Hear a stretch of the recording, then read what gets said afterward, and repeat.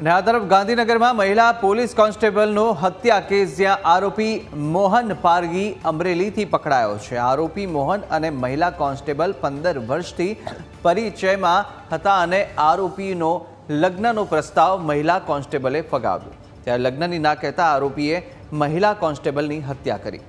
Amreli ceramic કંપનીમાં manager હતો મોહન પારગી અને અમરેલીથી આવી અને મોહને રિંકલ વણજારાની હત્યા કરી। જે આરોપી મોહન પરિણીત હતો। 10 વર્ષ પહેલા લગ્ન થયા હતા।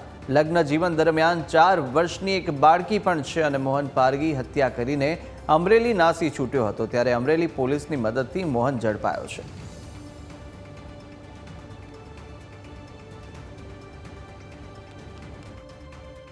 પાસ ગાંધીનગર પોલીસ 8 ઘંટામાં બેડ ઉકેલ કરવામાં આવેલ છે અને અમરેલી પોલીસની મદદથી આરોપીને અમરેલી શહેરમાંથી ધરપકડ કરવામાં આવેલ છે। આરોપીનું નામ મોહન પારગી છે અને આ બંનેની વચ્ચે પ્રેમ સંબંધ હતા ઘણી લાંબા સમયથી। રિંકલબેન મોહનભાઈને શાદી માટે પ્રેશર કરતી હતી અને મોહનભાઈને શાદી નથી કરવાનું એને લીધે એને ગળું દબાઈને મોહનભાઈ સેરામિક કંપનીમાં મેનેજર તરીકે નોકરી કરે છે।